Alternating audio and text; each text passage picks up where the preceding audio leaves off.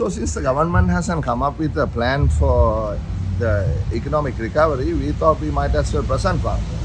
In fact, I was the chairperson of a subcommittee that was established to agree on a common minimum economic program when we supported the candidacy of Mr. Dalasala Peruma. There, what we did was a document that I had been working on for about a year, also endorsed by our other two members in the SAB's Economic Policy Committee, Kabirashim and Eran Vikramaratne, and also approved by Mrs. Ajit Premadasa. I incorporated a common minimum program also separately developed by the National Movement for Social Justice by Professor Rohan Samarjeeva under the leadership of Mr. Karuja Surya, which incorporated ideas and views and proposals by a multitude of different political parties and others, economists, academics, business people and so on. So we took these two things and created this unique 20-page document. This is in two parts, and 95% of it is for the current crisis.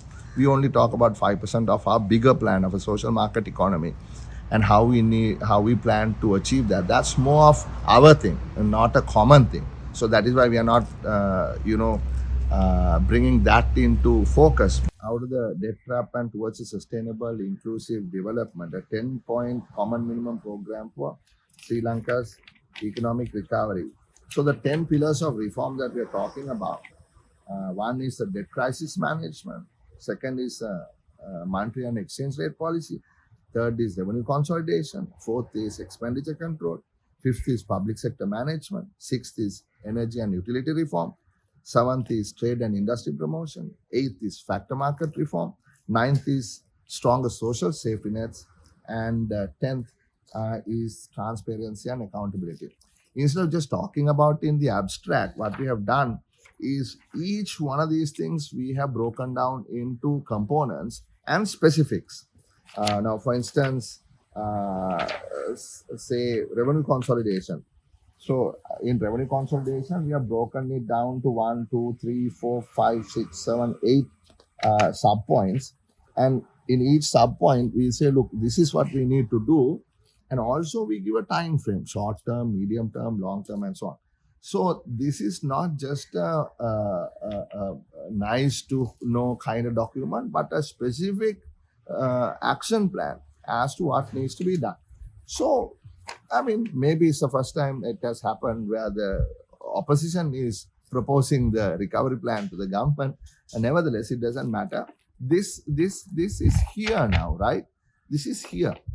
It's very much a document that we would like to base the recovery discussion on. The government can take a look at it. If they like certain points, they can use them. If they don't, they can delete them. But let us have a discussion, right? Let us open it out to the other opposition parties who are not part of this.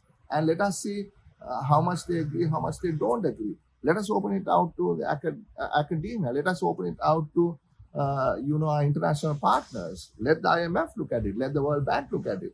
Let the UNDP look at it. Let others look at it. Let think tanks look at it. And then let's agree on something, right? Because here we have something that is already very rich in the sense that we have incorporated a whole bunch of ideas anyway. So we are trying to do our job here, right? Being a responsible opposition. And I have now been officially communicated, or it hasn't been made official in Parliament, but nevertheless, that I'll chair the Committee on Public Finance. So I'm planning to use that opportunity to bring in all-party consensus in Parliament, right? To agree on our program. Because if we don't, and if we delay, if we procrastinate further, the problem is going to be even more difficult to resolve. So what we are going to do is we are going to post this as a PDF document in the comment section. So please take a look at it and let's start a conversation.